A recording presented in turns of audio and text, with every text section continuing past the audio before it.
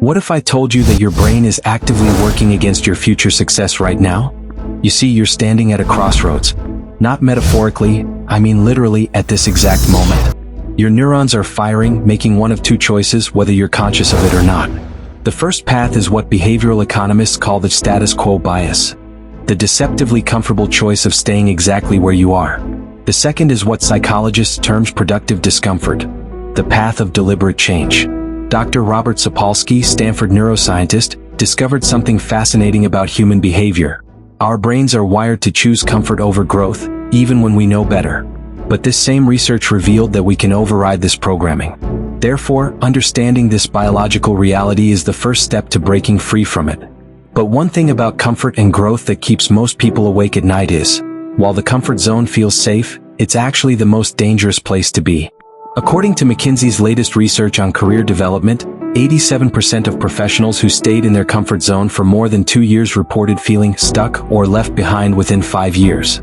So, the real question isn't whether your life will change, it's whether you'll be the author of that change or its victim. Picture this. A year ago, Sarah, a software developer in Seattle, was binge-watching her fave shows just like you. We've all been there. But the issue was she got comfortable, task left unattended, goals not met. She felt unfulfilled. But something clicked when she learned about the compound effect of small changes. What did she do? She decided to implement what mathematics professor Dr. James Clear calls the 1% rule, the mathematical reality that transformed her approach. Improving just 1% each day compounds to a 37x improvement over a year. Not 365%, but 3,700%. This isn't motivational fluff, it's mathematical certainty. But here's what most people miss. Behavioral scientist B.J. Fogg from Stanford calls it the tiny habits paradox. The smaller the change, the more likely you are to sustain it, but also the more likely you are to dismiss it as insignificant. Therefore, most people never start, waiting for the perfect moment to make a big change. You might be thinking, but you don't understand my situation. Trust me, I perfectly do. Here's what's fascinating. Researchers at Deloitte found that this exact thought pattern is present in 92% of people who remain in stagnant situations. But they also found something more interesting. The people who eventually succeeded weren't more talented or luckier. The only real difference was their willingness to start before they felt ready. They took the first step even when they can't see the whole staircase. The tension you're feeling right now? That discomfort as you consider making a change?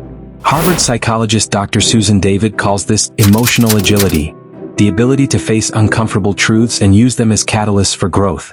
But this window of motivation is temporary.